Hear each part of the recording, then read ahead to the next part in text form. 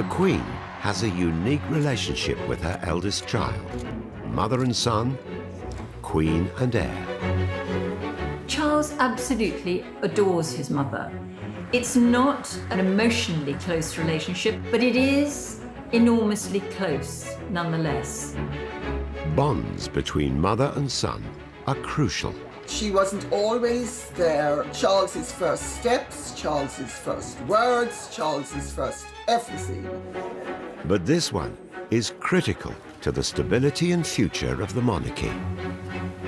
It was obviously very hard for the Queen to hold this extraordinarily high-powered job and the responsibilities of motherhood. It's a complex relationship. An all-powerful monarch.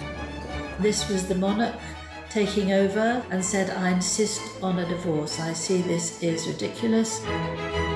And a frustrated heir. What is proposed seems to me like a monstrous carbuncle on the face of a much loved and elegant phrase.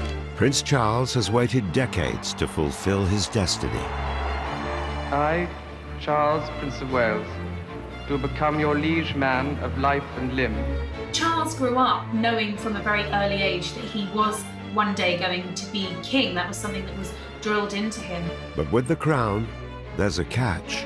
Coming to the throne, of course, it's what he's been preparing for his whole life, but it will always be tinged with huge sadness because it will mean that his mother is dead. So how has the monarch shaped the man who will be king?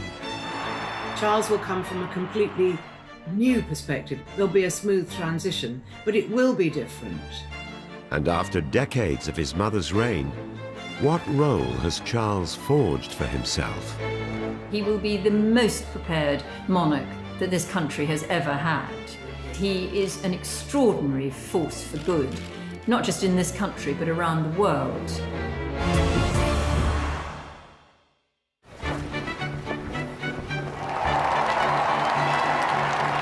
Elizabeth II is queen to the nation.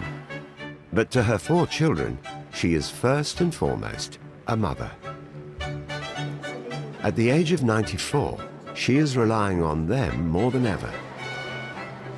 And one in particular has begun to step out from her shadow.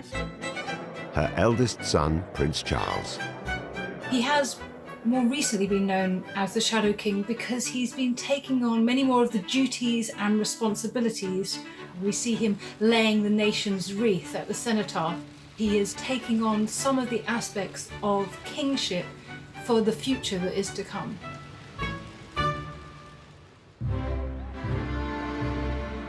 The first child of Princess Elizabeth and Prince Philip, baby Charles was always destined to be king. On the 14th of November 1948, he was born Charles Philip Arthur George and instantly became second in line to the throne. His Royal Highness makes his debut before the cameras. His father's delight in his young son is plain to see. They could actually be like a normal family. That's what the Queen kept saying to her friends. You know, I just want to bring him up as normally as possible. Of course, we know that it's impossible to bring up a royal child normally. He was given the title His Royal Highness Prince Charles of Edinburgh, and at 4 weeks old, his parents had him christened in the music room at Buckingham Palace. As the pictures clearly show, he paid no heed to the filming, remaining perfectly calm while the cameras produced the records we've all been so anxious to see. And when the filming was over, along came Nurse Rowe to put His Royal Highness to bed. Biographer Angela Levin, who spent a year following the Prince of Wales in 2018, has since viewed this footage as an early sign of the challenges the Queen would face as a first-time royal mother. You would think that it would be such an emotional moment. Here's the heir to the throne, that she would absolutely want to spend some private time with him, holding him, caressing him, maybe even shed a tear. But no, the Queen had to maintain her dignity. It's not that she loved him less, it's just that she most certainly would not show it in public because it wasn't the done thing to do. In 1951, King George VI, Elizabeth's beloved father, passed away. At just 25, she became queen. Signs of the deep mourning into which the nation had been plunged were to be seen everywhere. We all believed that his health had been improving, a fact that added weight to the blow when it fell. At the time of Elizabeth's accession, she also had a 2-year-old daughter, Anne. But the spotlight was on 3-year-old Charles, now heir to the throne. The dutiful queen soon felt the harsh realities of being both a monarch and a mother. When the Queen came to the throne, it was a man's world. The 1950s, post-war, there was a real demand for women to go back to the home. Even though women were working, this is a problem because the Queen, she is head of state and she also has 2 children, so there are a lot of demands upon her. If you had children and you had a career, you pretty much had to pretend they almost didn't exist because that was the job of a wife. She actually eventually moved her Prime Minister's meeting to the evening rather than earlier so she could see her children, which didn't happen very often. But if she wasn't busy, she would sit by the bath and play with her children. Queen Elizabeth's coronation took place in June 1953 in a lavish ceremony at Westminster Abbey. Charles was just 4 at the time, but more than half a century later, speaking for his mother's 80th birthday, he could still remember that day. I have vivid memories of the coronation, of my mother coming to say goodnight to my sister and me while wearing the crown so that she could get used to its weight on her head before the coronation ceremony.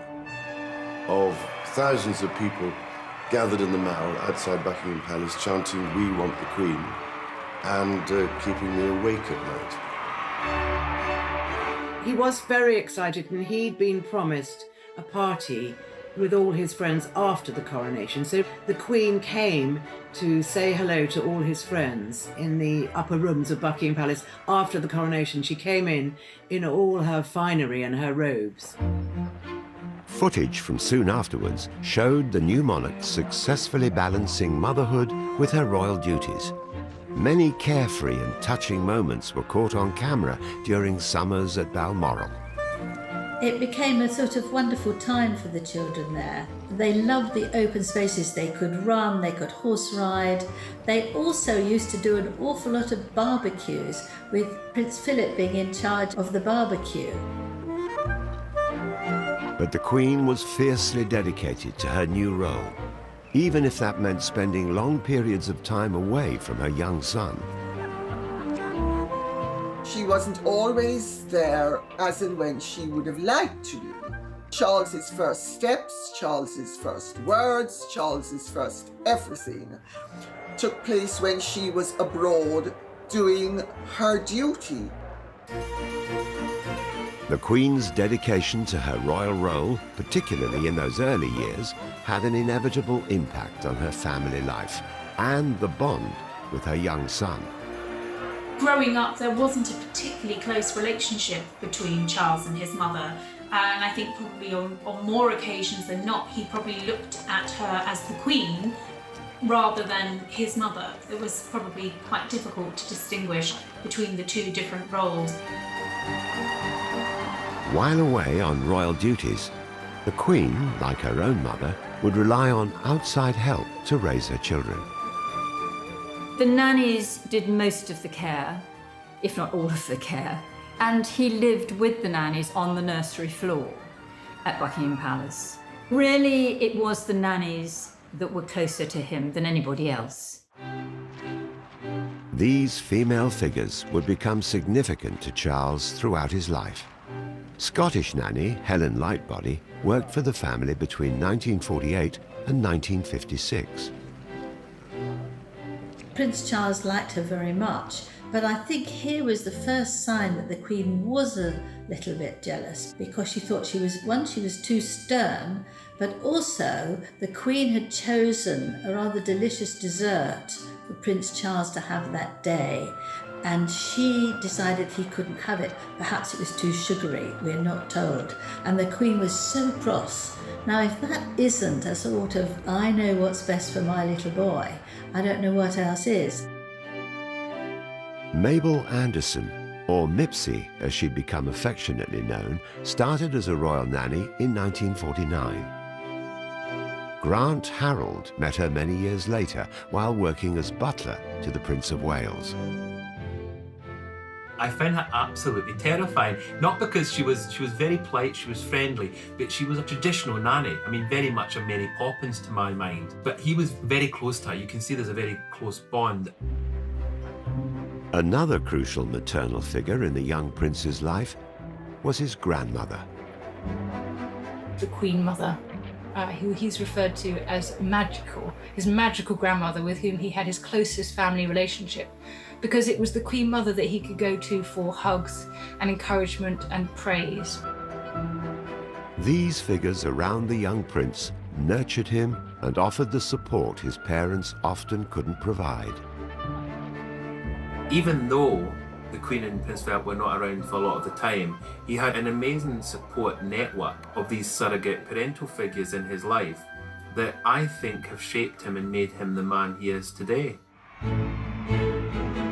In November 1953, the Queen and Prince Philip set off on a 6-month tour of the Commonwealth. After the stay in Fiji came the visit to Tonga, and here, as you'd certainly expect, an outstanding welcome was in readiness for the royal travellers. 5-year-old Charles and Anne, who was just 2, were left behind in the care of their nannies. It was obviously very hard for the Queen to hold this extraordinarily high-powered job and the responsibilities of motherhood. Years later, Charles recalled the lack of contact and the struggles of being thousands of miles away from his parents for so long. My parents being away for long overseas tours during the 1950s, and of determined attempts to speak to them on the telephone in far distant lands when all you could hear was the faintest of voices in a veritable storm of crackling and static interference. I'm sure he had no idea why his mother was away so much. Children can't possibly understand these things. But we do know, from what he said later to his official biographer, Jonathan Dimbleby, that he did resent the absences, that he was hurt by them. After 6 months apart, Charles and Anne sailed out on the Royal Yacht Britannia to join their parents.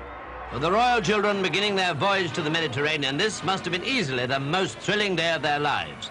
But a still more thrilling one lay ahead, the day when they would reach Tobruk and see their mother and father again. But the long-awaited reunion appeared to be rather restrained. Prince Charles was 4 or 5, I think, and she just shook his hand. The Queen was so much the Queen at that time that she couldn't slip into being the mother when she came back. The Queen said that they were terribly polite. I don't think they really knew who we were. For the Queen, that must have been terribly hard. In recent years, the prince has opened up about his mother's absence during his childhood. He's spoken since about the fact that he found his parents emotionally reserved, that he was yearning for a sort of affection from them that they were unable or unwilling to give. They weren't the people to whom he could turn for that. Prince Charles was left out of the feelings of that most children really need when they're part of a family. It's taken him, I think, decades to get over it. But the prince's candour about his mother may have pushed them further apart. The Queen really cares about being a mother, and some of the complaints that have been made about her parenting style, many of which have come from Prince Charles over the years, have, I think, hurt her really badly. If Charles's early childhood was a challenge, life was about to get even tougher. His school years were filled with distress. And there were lots of stories how he would, clutch his teddy bear at night time and cry himself to sleep. And drama. For someone who was so shy, to be told this in front of his schoolmates was intensely mortifying.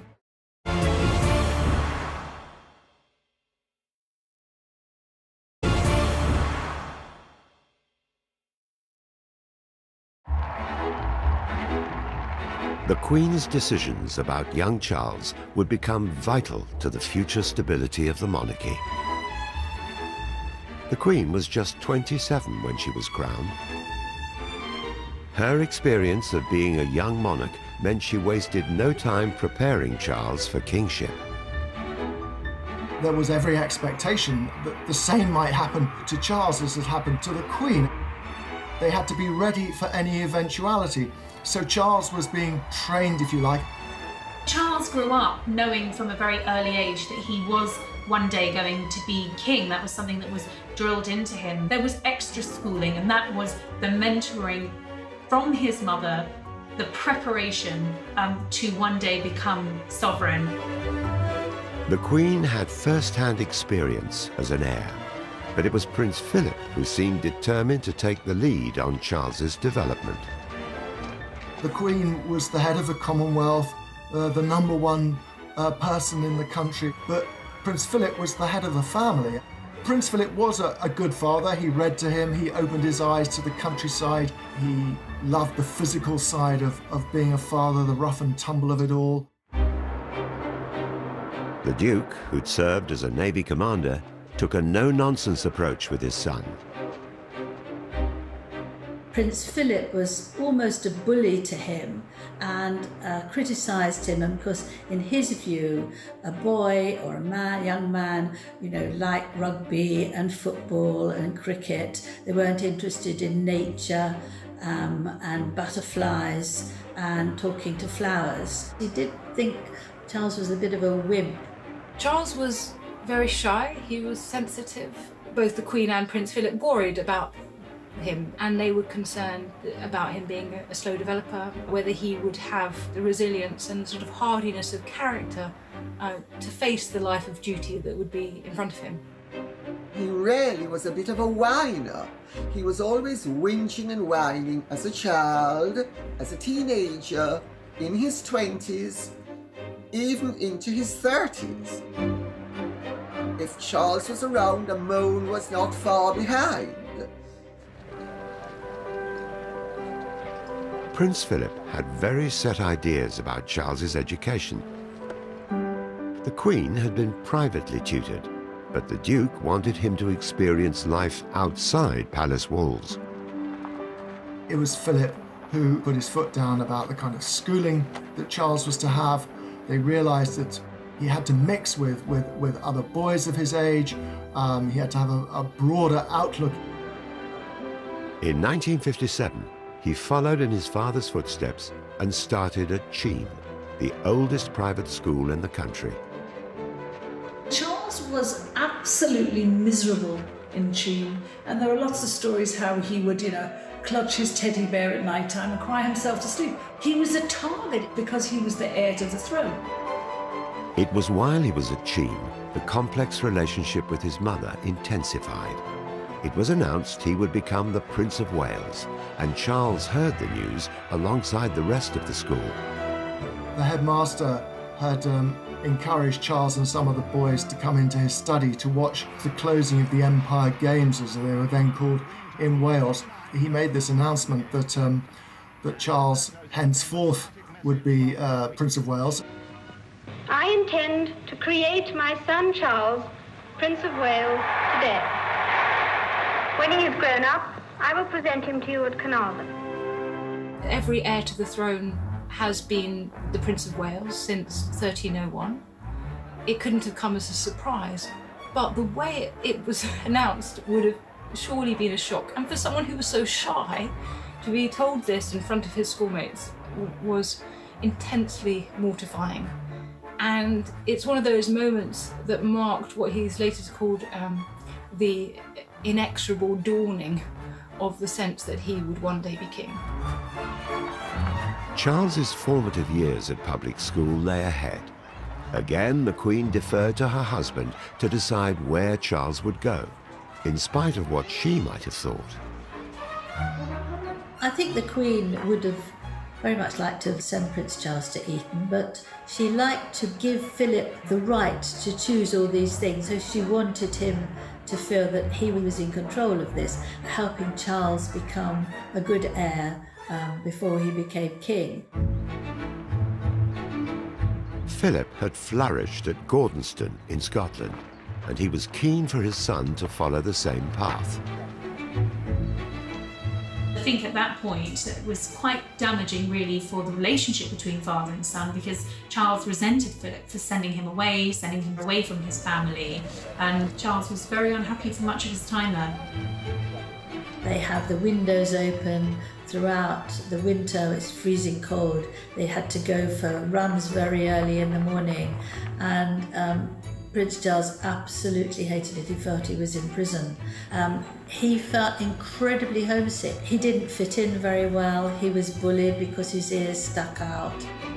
My husband was in the same class as him at Gordonston, so he's told me some very sad stories actually about Charles A. But he was very much a loner. He used to take books of sonnets and go down by one of the streams there and read sonnets. Well, any boy that does that is going to get teased. He was kind of an oddball. The Queen and Prince Philip did visit him. They visited him more than I think he gave credit for. Charles's experience at Gordonston was nothing like his father's. He famously called the school Colditz in Kilts, comparing it to a German prisoner of war camp. Being a monarch is a tough thing.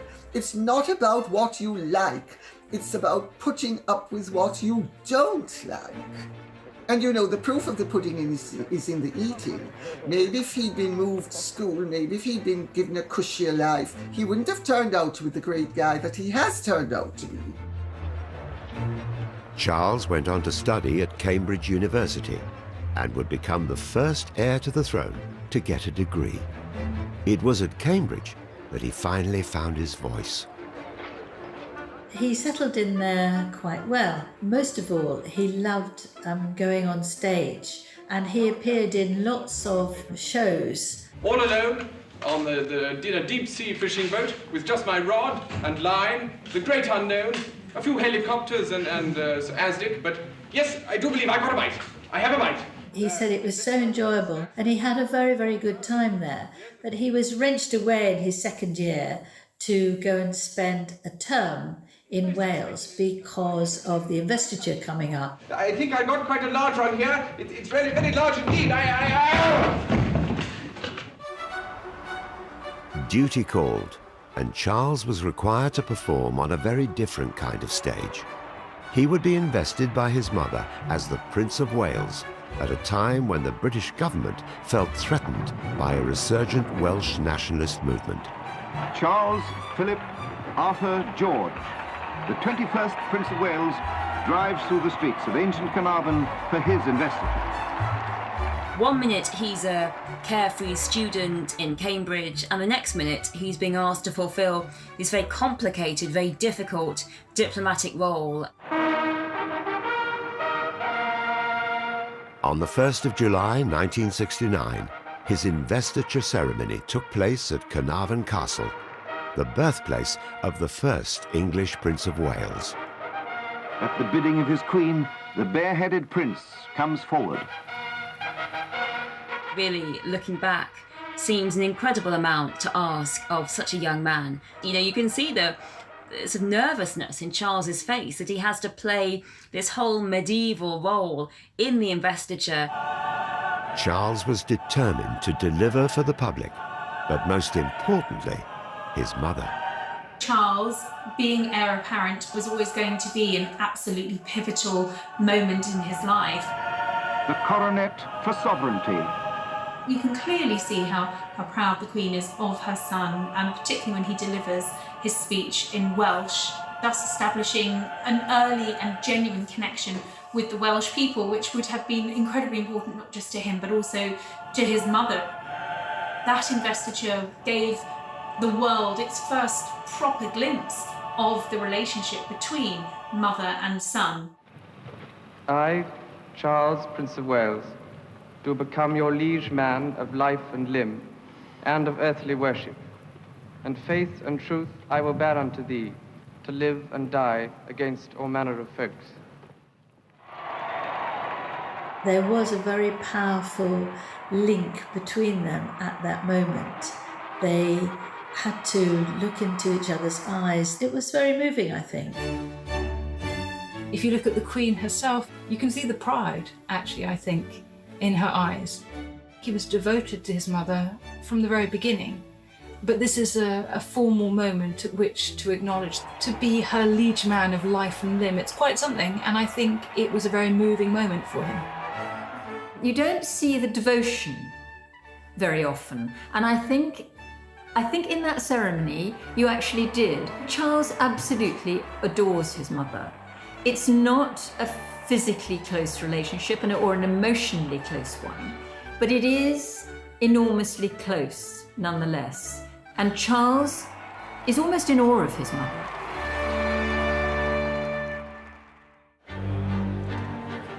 The Queen had never been prouder of her son, the heir. But in later years, it was his love life taking centre stage, and it sent the press, public, and his parents into a frenzy. The monarchy was going through a really, really rocky time. What Charles and Diana were doing by being at war with one another was splitting the country.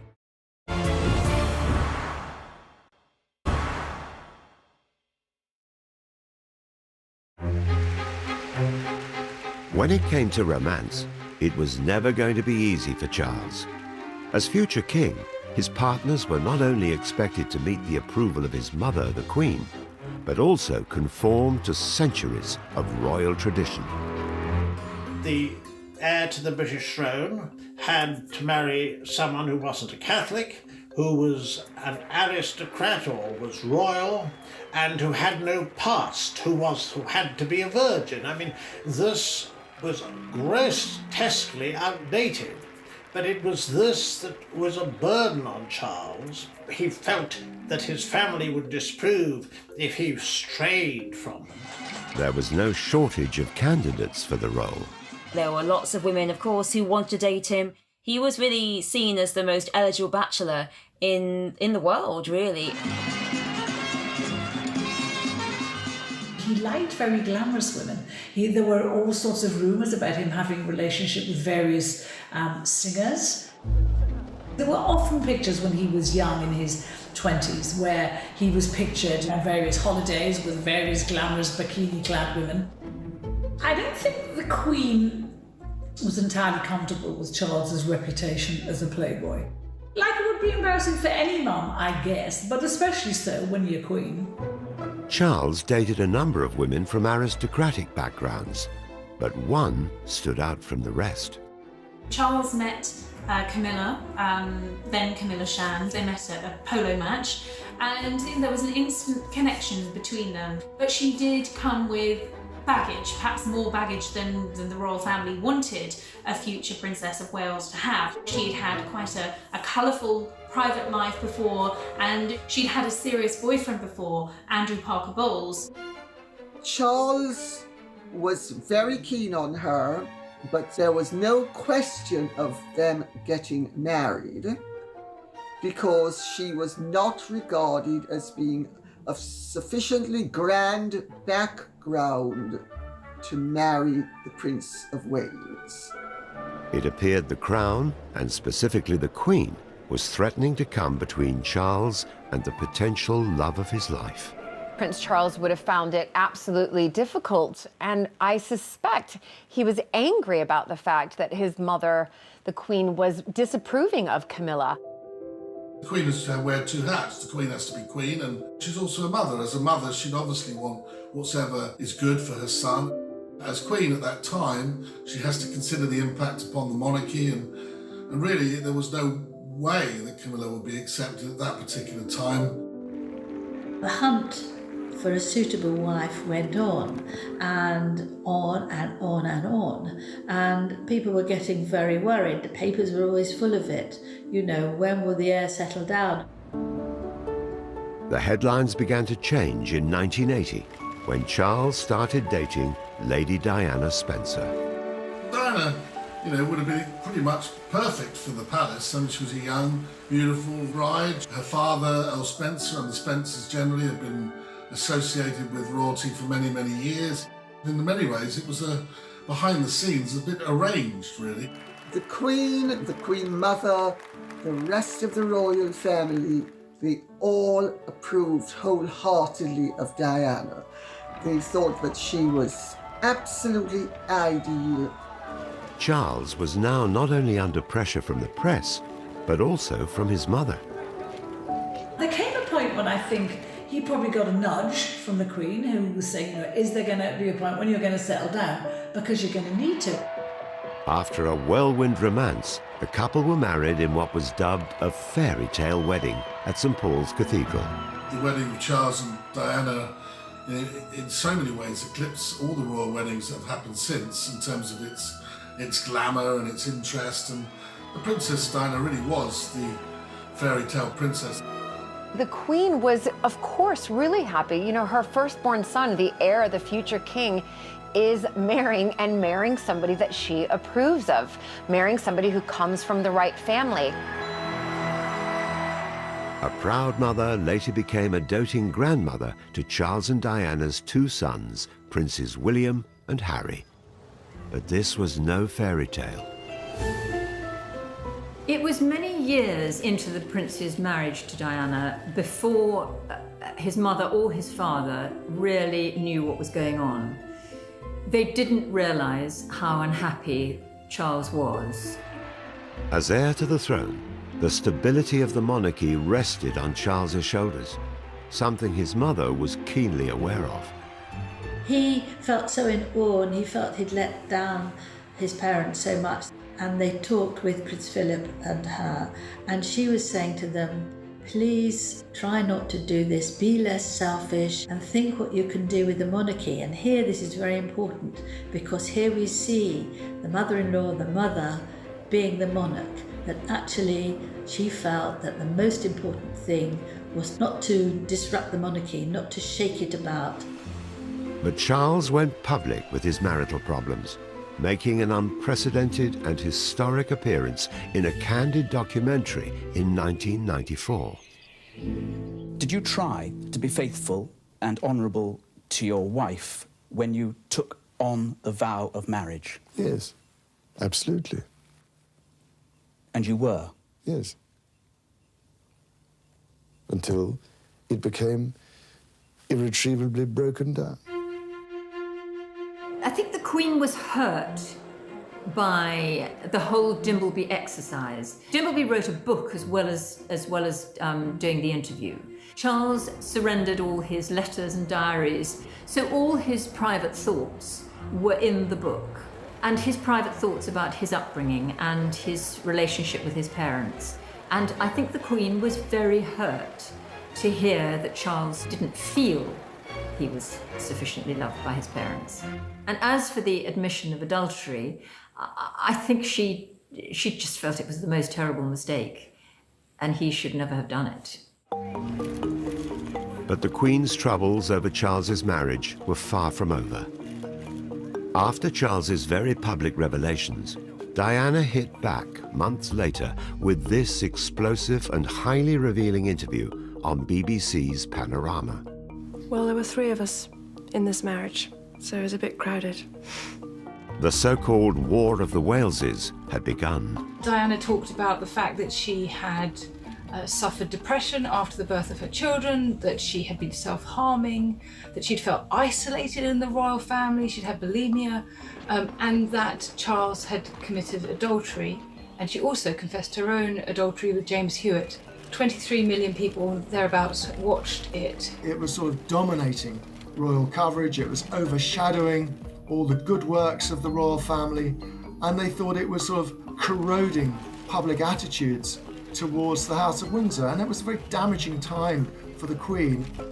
I mean, the monarchy was going through a really, really rocky time, because monarchy is supposed to be all about unifying the country, and what Charles and Diana were doing by being at war with one another was splitting the country.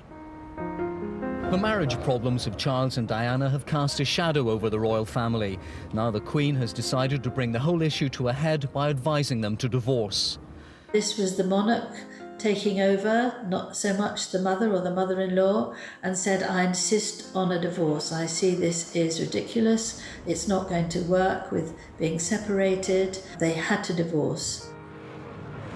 The breakdown of Charles and Diana's marriage had put strain on the monarchy and the Queen's relationship with her son.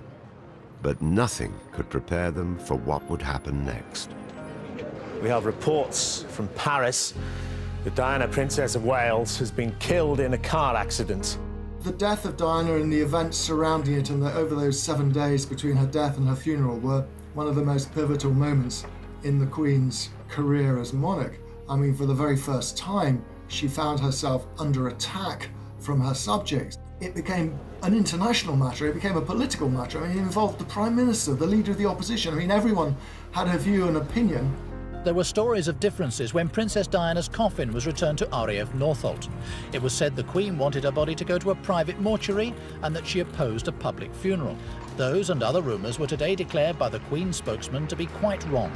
The Queen's reaction was to be a grandmother to William and Harry, reassuring them, being there for them. It was almost the 11th hour when the Queen came back to speak to the country from Buckingham Palace.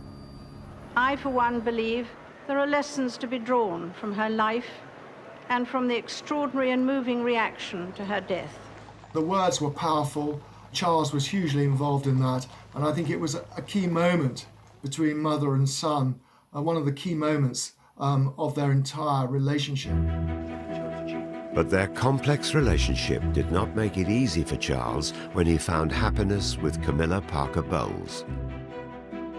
After Diana, she was banned from the palace for a while, Camilla, because this woman who had cheated with her son on her then husband, who was Andrew Parker Bowles, was the Queen Mother's godson. So the Queen did not want her around, not at all.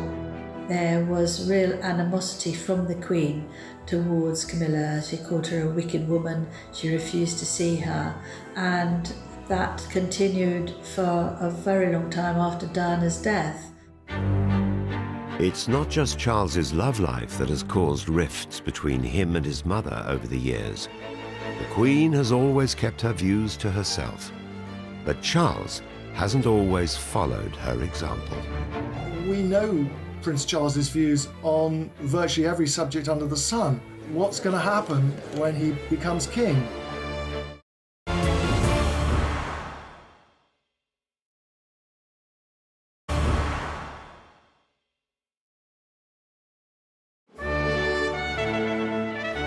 At 71 years old, Prince Charles is the longest-serving heir apparent in British history.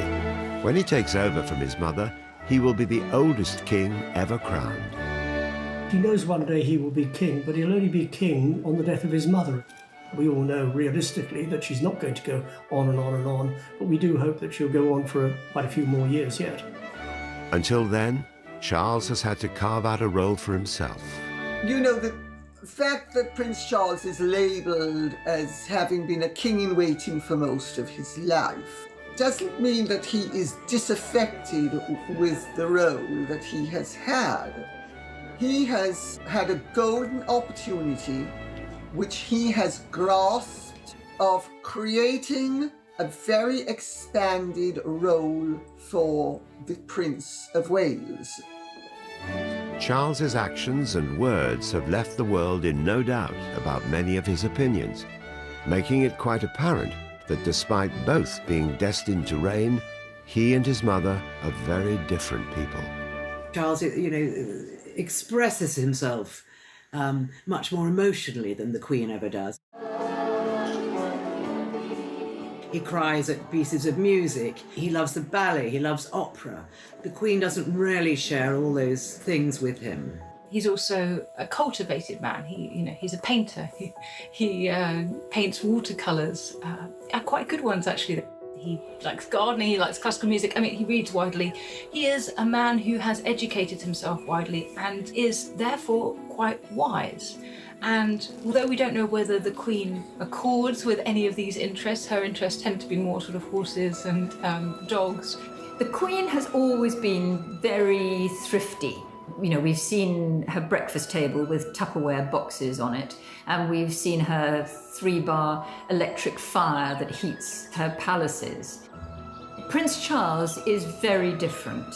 He leads a much more extravagant lifestyle. He loves luxury. He likes things being just right. It's not just their interests and personalities that differ. Charles and the Queen are very different in one particular way, which is that the Queen has been a model of discretion. We don't know her political views. She has kept a determinedly neutral stance, whereas we do know quite a lot of the political views of Prince Charles. The difference is that the Queen has always kept her feelings to herself, whereas Prince Charles doesn't hold back. Do you think it matters that we have 20% of children who never get out to see scenes like this? That is worrying, I think. And so it helps enormously, I believe, if children can have this connection by growing something. It's often said that the mantra of the royal family is never complain, never explain. This has been the Queen's approach for nearly 70 years. But she is the monarch, and Charles is not. Until he takes the crown, he's had a different approach to his mother. He has intervened, perhaps most famously, of course, on architecture, and he gave a series of very dramatic speeches in which he pretty much spelled out his opposition to modern architecture. But what is proposed seems to me like a monstrous carbuncle on the face of a much loved and elegant friend. He's probably said the sort of things that we would say, but nobody would take any notice. He was instrumental in the extension to the National Gallery, and what there is now is very pleasing.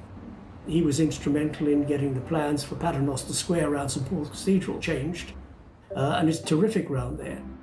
Can you imagine half the horrendous tower blocks we would have had in this country had Prince Charles not put his foot down? I mean, modern British architecture in England is pretty pathetic. And I say that as somebody who studied art for 11 years. From architecture to the environment, Prince Charles has never hidden his thoughts and opinions. Ladies and gentlemen, the battle against climate change is surely the most defining and pivotal challenge of our time. We know Prince Charles's views on virtually every subject under the sun. What's going to happen when he becomes king? Is he suddenly going to adopt some sort of monastic silence and sit on the fence? Prince Charles has been somewhat of a visionary. He's talked about the dangers of plastic in seas, the environment, keeping nature alive and well, which is not any of the things that particularly interests the Queen. They're very diverse on that. What if the people don't like what they see? I knew you were going to ask that. Those opinions have not only made him an outspoken Prince of Wales, but according to some, also affected his relationship with his parents, particularly his mother. He annoyed his parents. Actually, they felt he was weak. They felt they couldn't trust him to be king, that he had all these funny ideas about spiritualism and plastic in the sea. Increasingly, people start talking about Charles as a bit eccentric. There are cartoons of him talking to his plants and thinking too much about his plants. But perhaps most controversially, Prince Charles has waded into the world of politics. Over the years, he's written numerous letters to government ministers and politicians, something his mother would never do. Well, the Queen has always kept her feelings very private, particularly any political feelings. You know, we have had a greater insight into the workings of the mind of the Prince of Wales, largely down to letters that he handwrote to MPs. They became known as the Black Spider Memos because his very distinctive, long, spidery writing. He would quite often take ministers to task privately about many issues. As monarch in waiting, Charles has used his role to find a voice. I think throughout his life, Charles has demonstrated an extraordinary ability to care about things that matter. So he cares very much about sustainability, about climate change issues, ocean pollution, deforestation. And it's important that somebody in a key position takes an interest in that, because they take an interest and other people will listen. People in power will listen. People in government will listen. The Prince of Wales has used his position as king in waiting to actually have a very effective role constitutionally. But that's not something the Queen has approved of. Well, I understand that the Queen has viewed his interventions with unease on occasions. She doesn't feel that it is the place of the royal family to take a lead on matters which could be interpreted as political or policy making. When Charles eventually does become king, will he reign more like his mother before him? She has been extremely measured over the years, and where Prince Charles has not been, but then their roles have been radically different. Prince Charles has given private assurances that when he's king, he will not meddle. She knows he will make a good king. King in a different way from how she was queen, but they are very different people, and they represent different times. While his mother is still monarch, the role Charles has made for himself does share one key trait with the Queen. I think for the Queen, everything is about duty. Duty comes first, and that goes back to a bygone time. There's no manual about how a Prince of Wales should spend his life, and in fact, previous Princes of Wales have frittered their time away. Charles has always had a really keen sense of duty. He's been very driven by public service. He carved out this role as a sort of activist Prince of Wales, all for himself. No one who's occupied the title has ever done it before. And I think the Queen was very supportive of all his many initiatives. She's praised his work with the Prince's Trust, for example, on several occasions. The Prince's Trust is a charity founded by Charles. It supports 11 to 30-year-olds who are unemployed and those struggling at school. He cares passionately about people, about the people who one day he will reign over. He cares about their living conditions, he cares about their future, about the future for their children, and he's got a finger in absolutely every pie and has made life so much better for so many millions of people the world over. I don't think he's been doing that to impress his mother. I think he's been doing it because he actually genuinely cares. There are those royals that turn up at their charity events. They just show up, smile, and wave a hand. Prince Charles is different. He is very passionate about the charities that he works with. He knows so much about them. He's very, very involved with them. As well as being a hugely successful charity, the Prince's Trust has also served as an opportunity for a proud mother to publicly reward her son. In 1999, the charity was presented with a royal charter. I would like to take this opportunity to say to you, Charles, how proud I am of everything you have accomplished with the Trust and the way you personally have inspired this organisation. The Prince of Wales may have been waiting an extraordinarily long time to take the crown, but for many, this period of waiting has been a benefit. He will be the best prepared monarch that this country has ever had. And he has spent his time in waiting doing really, really good things. He is an extraordinary force for good, not just in this country, but around the world. He has done tremendous sterling work across the board. He has taken full advantage of the fact that he has a very eminent position of influence when he actually had the freedom to intervene. Because, of course, once he becomes monarch, he has to be scrupulously neutral, which is not something that came naturally to him. And I suspect when he looks back on his life, he's going to realize that it was not a poisoned chalice. Charles only became Prince of Wales because he was the firstborn son and heir to the Queen. Elizabeth is, of course, mother to 3 other royals.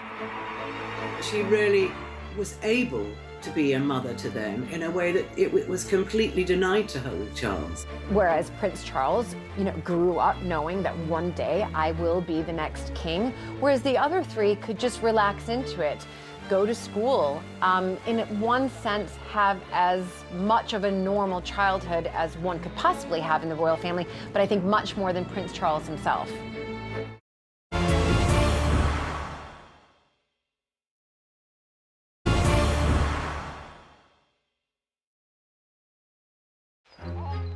As the Queen's first son and heir, Charles has always had a different relationship with his mother than those of his brothers and sisters. So how did his childhood compare to his younger siblings? Anne, Andrew, and Edward. Charles was a very introverted little boy. He was very unconfident and withdrawn. And I think that his father, in particular, was worried that he wasn't manly enough. Compared with his sister, Princess Anne, who was 2 years younger than Charles, was a much tougher, more resilient character. She was much more of an extrovert, just very happy in her own skin. She had a great relationship with her father. They were both very opinionated. And so I suspect Prince Charles looked at that thinking, I wish I had just a little bit of that in me. The Queen is well known for her love of horses. From an early age, Princess Anne shared her mother's passion for all things equestrian, helping to strengthen their relationship to the possible exclusion of Charles. Princess Anne and the Queen bonded over their love of horses, where Prince Charles, maybe at a younger age, didn't show the same enthusiasm or interest. The Queen did teach Charles to ride, but he wasn't a natural like Anne, and that gave Anne and the Queen an opportunity to ride out together and to bond over that love of riding. He didn't have that same maternal bond with the Queen that Anne enjoyed. By the time the Queen gave birth to her third child, Prince Andrew, in 1960, Charles was already away at boarding school. Opportunities for him to bond with his siblings and parents were limited to school holidays. I don't think Charles had much of a relationship with his siblings as he was growing up because he was very rarely there. So he just didn't see them. He didn't have much of a relationship with them as they were born quite a long time after him. So he's never been close to them. With Charles spending weeks at a time away at boarding school, the Queen was able to devote more time to her younger sons than she had with him. Don't forget that when she came to the throne, she was young, she was handling an enormous set of new responsibilities being sovereign, and of course coming to terms with motherhood and all of the challenges that entailed. If she hadn't had to become queen, she would have spent a lot more time with Charles, as she did with Andrew and Edward. She would get involved with their education. She went to every single school play. She really was able to be a mother to them in a way that it was completely denied to her with Charles. As future monarch, Charles's childhood differed in one other crucial respect compared to his siblings. Prince Charles grew up knowing that one day I will be the next king, whereas the other three could just relax into it, go to school, have as much of a normal childhood as one could possibly have in the royal family, but I think much more than Prince Charles himself. He knew he was different. He was different by his birthright. He was the only one who was born heir apparent. And I think that sense of burden and responsibility rested quite heavily, even on very young shoulders, and just that sense of knowing that he was different. While the Queen has never admitted to having a favourite child, one of her sons is rumoured to hold a higher place in her affections. I think the Queen absolutely has a favourite, and I think it's Andrew, and there's a very good reason for that. Andrew was called the love child in the royal family because the Queen and the Duke were having rumoured problems in their marriage. The Queen's complex relationship with her eldest son Charles has led many to speculate how it affected his own approach to parenting. I think at first, when Prince Charles became a father, he left a lot of the parenting to Princess Diana, and we can see that, the hugging, the laughing, the cuddling that she did. But when Diana died, Charles had to become mum and dad. After her death, it changes completely, and he is very hands-on for those boys and knows that he has to be. He really stepped up that parenting role when he needed to. As Prince Charles's former butler, Grant Harold has witnessed his parenting style up close. He is a fantastic parent, very caring, loving, considerate. As far as where his parenting styles came from, she would have given him some pointers and advice. As a grandmother herself, the Queen now favours a more hands-on role than she did as mum to Charles. The Queen adores all her grandchildren, and she treats them all equally. Maybe William and Harry a little bit more equal than the others. The Queen's always been there for William and Harry. She has an incredibly close relationship with them, as she does with all of her grandchildren and her great-grandchildren. And one of the greatest joys and sources of pleasure in her life now are spending time with her grandchildren and her great-grandchildren, something that she didn't get to do perhaps as much of as she would have liked when she was a mother, because she was busy being Queen. Just as she has mentored Charles to become king, the Queen has also passed on her decades of experience as monarch to his eldest son and heir, William. The relationship between William and the Queen is very strong because, you know, she appreciates that one day he'll be king, and so she will, help him along the way, understanding the way things work. Prince Charles has long been the monarch in waiting, but as the Queen gets older, he's increasingly exerting his authority, with Camilla by his side. Never more so than when Andrew, the Queen's alleged favourite, caused a scandal because of his friendship with convicted sex offender Jeffrey Epstein. Charles's increasing influence became evident during the fallout from this now infamous BBC interview watched by millions. Do you regret the whole friendship with Epstein? Now, still not. The truth is, it's difficult for a mother to act decisively necessarily with someone that she loves. And with Prince Andrew, maybe she was relying too much on what he was telling her about the Epstein scandal. While the Queen previously had called the shots, for Charles enough was enough. This time it was his turn to put monarchy before family. Charles and Camilla were in New Zealand at the time of Prince Andrew's interview, and I think Charles, like everybody else, he was absolutely horrified. And I think he felt he should take over here. And so he rang his mother and he said to her, Prince Andrew's my brother, but he cannot be allowed to behave like this. The Queen was guided by Charles, and I think that episode particularly illustrates just how involved Charles now is in the daily workings of the monarchy. He does have a leading role, and he is more powerful now than he ever has been. Buckingham Palace released a statement saying that Prince Andrew was to relinquish his royal patronages. Charles had effectively fired his younger brother as a senior member of the firm. He saw that Andrew had no option but to withdraw from public duty and absolutely pull back from all his official engagements. And he made that clear that that is what he expected his brother to do. Charles was now calling the shots, and he had to do what he was told. Throughout her reign, the Queen has served the country dutifully. But when the time comes for Charles to take over, is the future of the monarchy secure?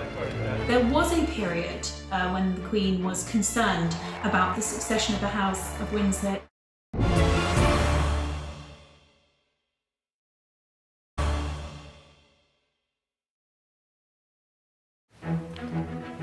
The relationship between the Queen and her eldest son and heir, Prince Charles, is vital to the future stability of the monarchy. Charles has spent practically his whole life as next in line to the throne. But as the Queen approaches her mid-90s, she has finally started to hand over some of her official duties. Well, I would say for the last decade or so, the Prince of Wales' influence at the heart of monarchy. It has been growing. We are actually in a transition period now, and in that transition period the Prince has growing influence because of course he is the next king. In many ways in this transition the Queen will defer to the Prince of Wales on many issues. Really, things started to change after 2012. After the Queen's Jubilee, she said that she didn't want to do so much of the foreign travel anymore, so Charles took on a lot of her foreign travel. The Duke of Edinburgh is now retired, so Charles is increasingly seeing himself as both the Queen's main representative and also head of the family. You can really see more and more of this wonderful relationship between Queen and Prince that's evolved over 71 years and counting and getting stronger and stronger by the minute. We see him at the state opening of Parliament in 2019. We see him laying the nation's wreath at the Cenotaph for a couple of years in a row on the annual Remembrance Day.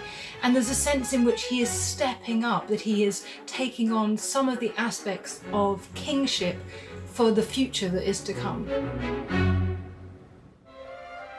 When Prince Charles recently became ill with coronavirus, he took the opportunity to reach out to the country in this moving video released by Clarence House. I think everybody was very impressed with his message after having contracted coronavirus. As we're all learning, this is a strange, frustrating and often distressing experience when the presence of family and friends is no longer possible. They were very upset that he got it and then he came out of it, that he opened by video link the Nightingale Hospital. This dark time, this place will be a shining light. And people have quite a soft spot for him. Over the last few years, there's been press speculation that the Queen may one day decide to abdicate, but most royal insiders believe she won't give up the crown. Prince Charles knows that the Queen will never abdicate, just as how, barring some great misfortune, he will never abdicate. We know that at times she has said that other people can give up their jobs, like the Archbishop of Canterbury, but she must stay in it until she dies. God gave her the job, and only God can take it away. But some royal experts think that the Queen's age may eventually force her to step down from her day-to-day duties as monarch. Charles would become Prince Regent, king in all but name.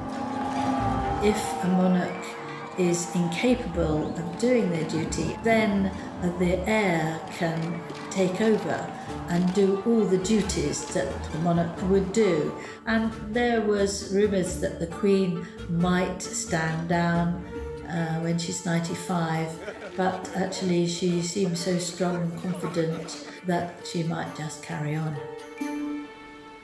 Your Excellency. Throughout her nearly 7 decades as monarch, the Queen has steadfastly avoided controversy. As Prince of Wales, Charles has been more forthright with his public opinions. But that could all change. He knows that he will not be able to make these sort of pronouncements once he becomes king, that he will have to draw back from being a vocal opponent to various things. I think we've seen that recently when he went to Jerusalem and to Palestine and the occupied territories, and he showed his statesman-like role there. Very delicate political situation, one that he dealt with very well. For decades, we've been used to Charles speaking out on all manners of things, from the environment and conservation and all sorts of other issues. Today, the Northwest Passage is becoming a deeply worrying reality as the results of human activity warm even this remote ocean. It's unlikely he'll be able to make those dramatic speeches that he has in the past, but he'll still communicate with ministers, but it might have to be done a bit more subtly. After the struggles of his childhood, Charles has now finally become accepting of his mother. While the Queen, who has long worried about him, now knows the monarchy is in safe hands. There was a period when the Queen was concerned about the future, but the feeling now is that the succession of the House of Windsor is secure. Queen knows that in her son she has a very stable, certain, confident future king.